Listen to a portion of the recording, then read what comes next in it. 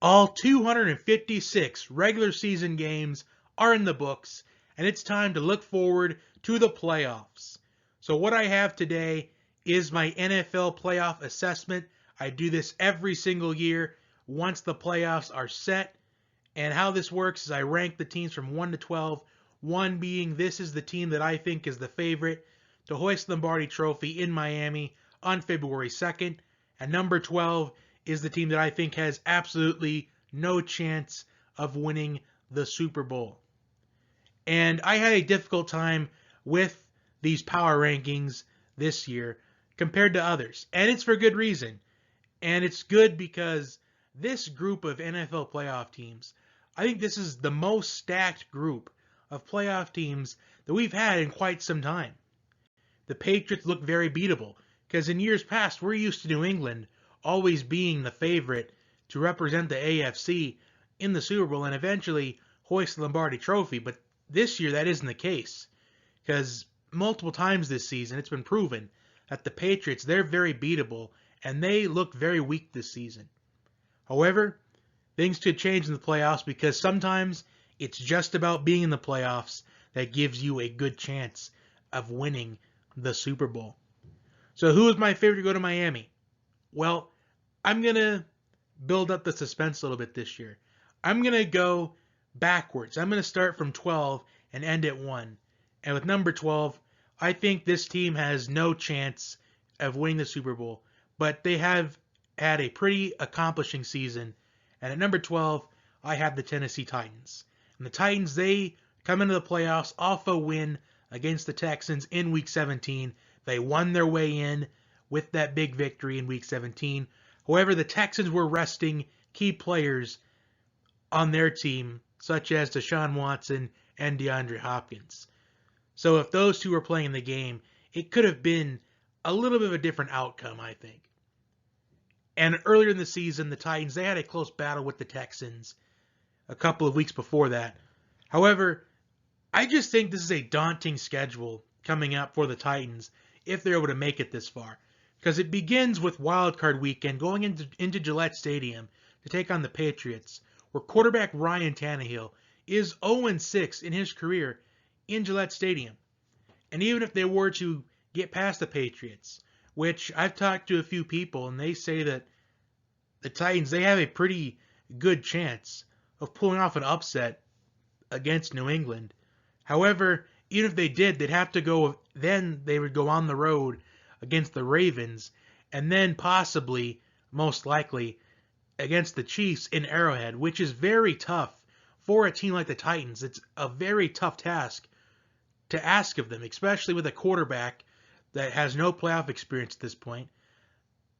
Mike Bravel's first playoff experience as a head coach. So this is a lot to ask for this team.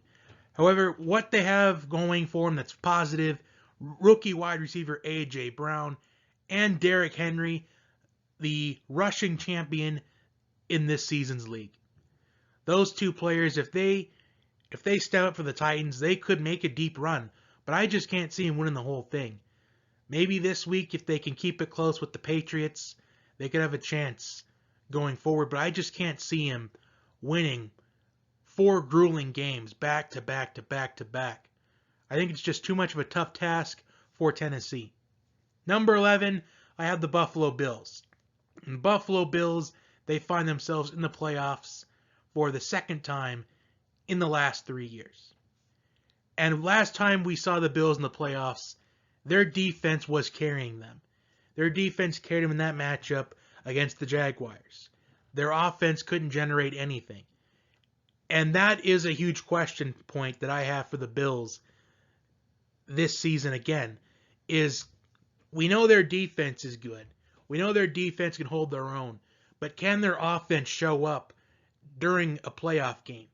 That's the huge question mark I have for Buffalo. Because you have an inexperienced quarterback so far in Josh Allen, who, like Ryan Tannehill, is making his first playoff appearance this weekend. And same case with the Titans. I just think that going on the road 3 times is just a really tough task to ask for a team like the Bills, who doesn't have very much playoff experience compared to other teams in the field. I think Buffalo has really shown massive improvements since the hiring of head coach Sean McDermott, but I think they still need to get more offensive weapons to be able to build playoff runs in the future. Number 10, I have the Houston Texans, and the Texans, usually what we've seen out of the Texans is they tend to win the wild card matchup and just play abysmal in the divisional round. And that's at least what I'm going to think is going to be the case again. Because this Texans team hasn't proven that they're worthy and they're not a contender to get past the divisional round. Because that's usually as far as we see these Texans. They play really well in the wild card round, and they just completely have an abysmal performance in the divisional round. And that's probably going to be the same case for the Texans again. However, it just depends on what Deshaun Watson and DeAndre Hopkins do on this offense. Because when these two are at their best, I think the Texans, they are a really unstoppable team. But they don't have as much experience, just like the Bills, compared to other teams in the field, like the Patriots and like the Chiefs. Their lack of experience in the playoffs so far is what's going to cost the Texans in this playoff. At number 9, I have the Minnesota Vikings. And the last time we saw the Vikings in the playoffs, they had the Minnesota Miracle. But this Vikings team is a lot different than the Vikings team we saw just those 2 seasons ago. They have a new quarterback in Kirk Cousins. Kirk Cousins doesn't perform in games that matter. We've seen that on Monday Night Football alone. 0-9 as a quarterback on Monday Night Football. Can Kirk Cousins win a playoff game? And what's going to be tough for them is they have to go on the road against New Orleans. And New Orleans in the playoffs, nearly unstoppable. However, the Vikings offense, if it performs, if the offensive line improves compared to what we saw against Green Bay a couple weeks ago, I think the Vikings can pull off an upset, and maybe they can surprise everybody and get to the NFC Championship game. But with Kirk Cousins at quarterback, I just can't see it for the Vikings. So they are number 9 in my playoff power ranking. Number 8, I have the Seattle Seahawks. And the reason why I have the Seahawks at number 8, yes, they had a really good regular season. However, there is some good and bad to winning the majority of your games by one possession and being involved in a lot of one possession games. It's good because you know how to win games, you know how to grind it out all 60 minutes. The bad news is what have the Seahawks done against other playoff teams in the field when it wasn't a one possession game.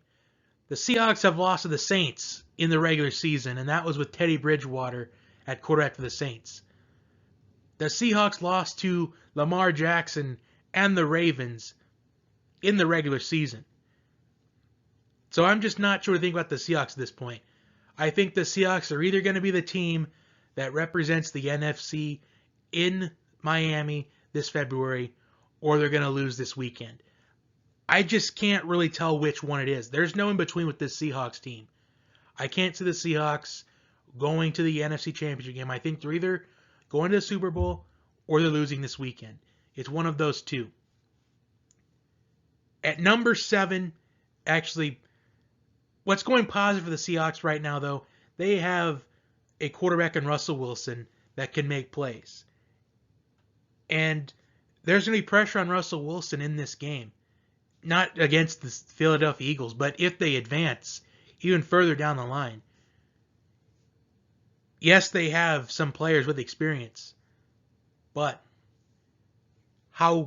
this team is a lot different now than what it was back when they won Super Bowl 48 and they made the Super Bowl in Super Bowl 49. Because there is so much from that team, from those two teams that are now gone, and it's completely different. But what they do have, they have Marshawn Lynch returning, who has had fresh legs, which that can be a good or bad thing, but I think it'll be more of a positive. But as I covered a minute ago, I think the Seahawks are either going to Miami or they're going to be eliminated this weekend. I feel like there's no in between with the Seahawks. At number 7, now this could be a surprise, depending on how you're looking at this team. But at number 7, I have the Green Bay Packers. And the Packers, they do have a first round bye. They're going to host a divisional round matchup. The problem is, you're either going to host a Saints team that has a chip on their shoulder after last season. You're either going to play the winner of Philadelphia and Seattle. You're either going to play one of those three. You're going to play one of those three teams. And the Saints with the chip on their shoulder, the Seahawks that know how to win one possession games, that can grind it out all 60 minutes of a football game. Or you're going to play the Eagles, who have good experience in the playoffs, and they're riding in on a 4-game winning streak. So that's my problem with the Packers going to the playoffs. I know you have Aaron Rodgers at quarterback, one of the most talented, arguably the most talented quarterback to ever play quarterback in the National Football League. But first-year head coach Matt LaFleur, I just don't know I don't know if the experience is going to get to Matt LaFleur or not. I think it will at this point. Because when you look at the 3 coaches that Green Bay are going to potentially play in the divisional round, you look at Sean Payton. He's got a Super Bowl championship. Doug Peterson, Super Bowl championship. Pete Carroll, Super Bowl championship and multiple Super Bowl appearances. So they have a lot more experience than Matt LaFleur. So I just don't know what to expect out of Green Bay. And there's a lot of question marks, as Green Bay's offense has looked pretty anemic in these last couple of weeks to wrap up the season. It's kind of night and day with this Packers offense, and I'm just not sure what to expect. But their defense has shown quite the improvement compared to seasons past. And it's been a couple of years since we've seen the Packers in the playoffs. So they do have some experience on that team, but it's been some time since we've seen them in the playoffs. So the divisional round is going to be the biggest game the Packers have faced in a couple of years, actually, since the NFC Championship game just a few years ago. So the Packers are at number 7. At number 6, I have the Philadelphia Eagles. And the reason why I have the Eagles at number 6, some would say it's a little bit too high. Some would question the Eagles going into the playoffs. But as I just covered, the Eagles, they have an experienced head coach in Doug Peterson. And just when we count the Eagles out. So this is the 3rd season in a row where the Eagles are coming into the playoffs with significant injuries to their starters. We've seen the Eagles deal with injuries to quarterback Carson Wentz, for example. And Nick Foles led the Eagles all the way to the Lombardi Trophy just 2 seasons ago. Last year, they were dealing with significant injuries as well. They were dealing with pretty much 3rd and 4th stringers and practice squad players last year, and they still managed to get to the divisional round. And this season again, that's the same case for the Eagles. They're coming in with very significant injuries. No Alshon Jeffrey or Deshaun Jackson, but Deshaun Jackson could get activated if the Eagles were to advance after this weekend. Miles Sanders left the game early in Week 17 with an injury. Zach Ertz is banged up at this point. So right now at the Eagles and the Seahawks in this matchup, this is a matchup to look out for because both of these teams, they have significant injuries on their rosters. And despite the Eagles are severely banged up, I like the experience the Eagles have based off of what's left. Because the Eagles, they're okay with being the underdogs at this point. We saw them being the underdogs for 3 consecutive games in the playoffs with Nick Foles at quarterback, and they hoisted the Lombardi Trophy. So the Eagles are no stranger to being the underdogs in the NFL playoffs. They've done it time and time again.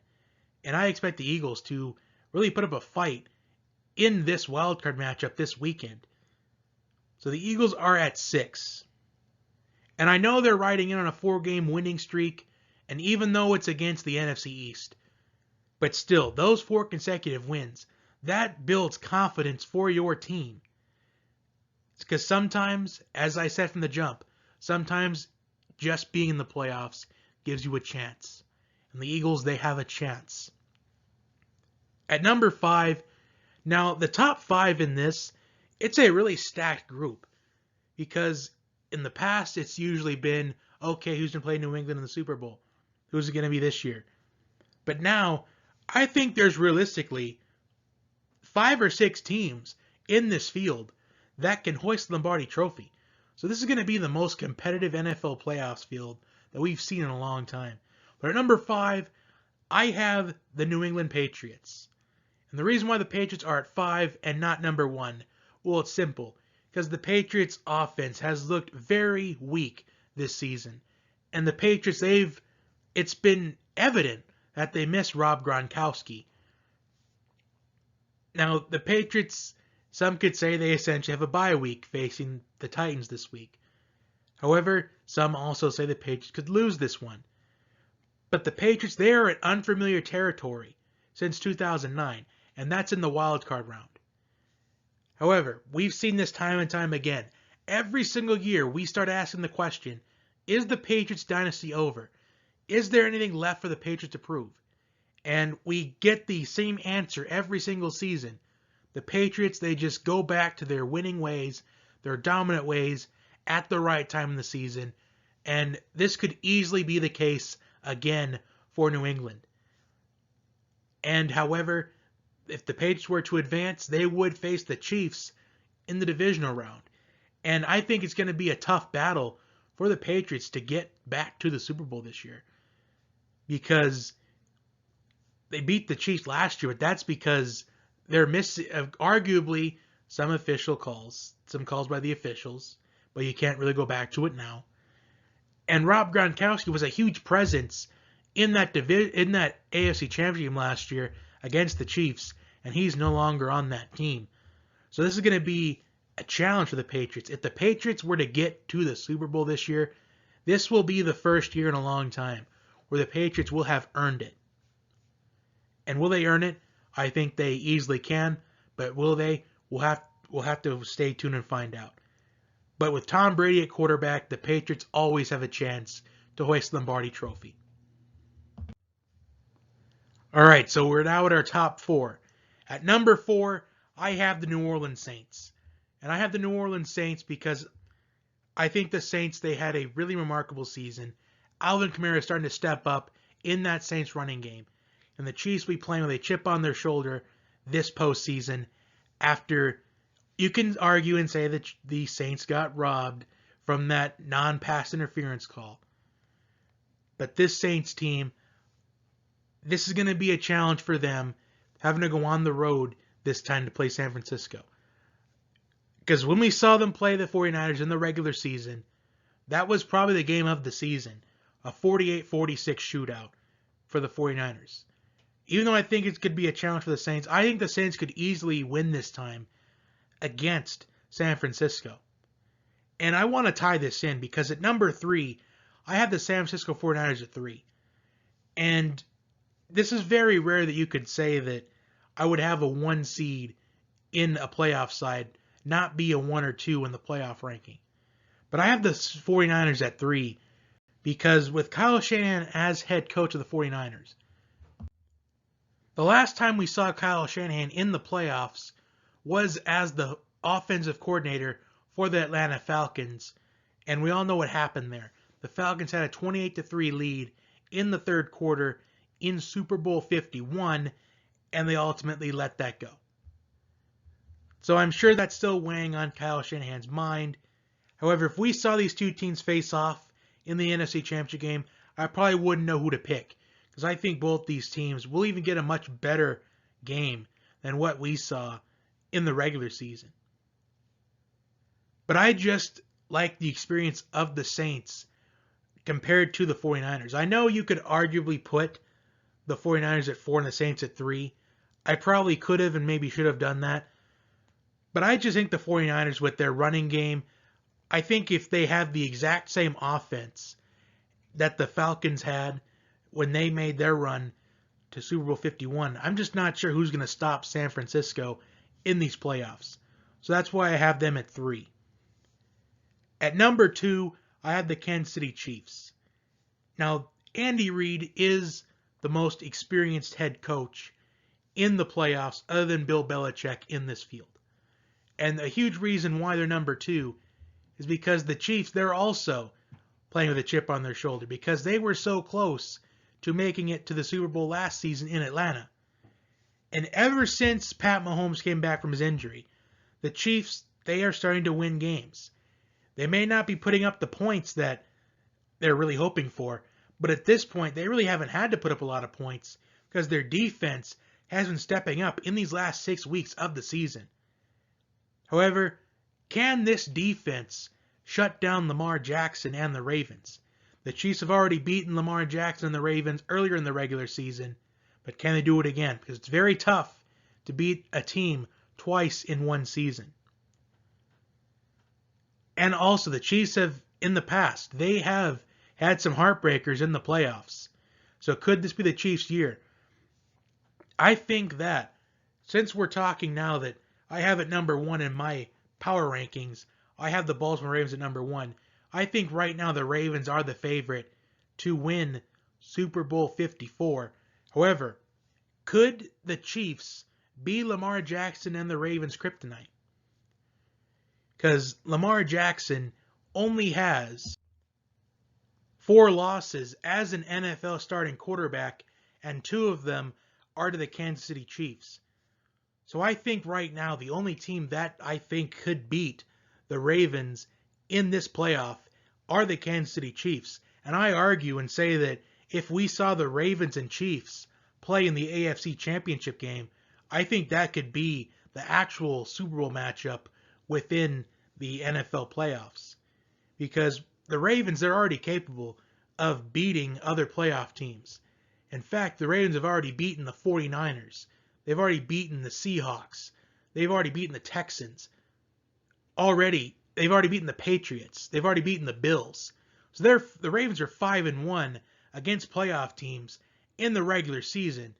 And the Ravens, they're coming off on a tear after their loss to the Browns early in the season. Ever since that, they're on a 12-game winning streak. So the Ravens, what is the only negative with them is if they're in a situation where Lamar Jackson has to make throws, could he make them? Because we're used to seeing Lamar Jackson take off. However, I have complete confidence in Lamar Jackson that he can get it done for the Ravens because he's a very versatile athlete. And ever since that game against the Chiefs, the team has gotten much stronger since then. So I think right now it's reasonable for me and for everyone else to think that the Ravens are the favorite to hoist the Lombardi Trophy in Miami on February 2nd. Because the Ravens, they have gotten much better defensively. They made trades at the trade deadline. They were able to get Marcus Peters at the trade deadline. So that is huge for the Ravens. So those are my power rankings for the NFL playoffs. Comment your power rankings down below. I am very interested to see what you guys have to say on the subject. So look for my wildcard predictions within the next day or two. And look for my national championship prediction between LSU and Clemson sometime in the next day or two as well. So have a good night. Take care. And I'll talk to you soon.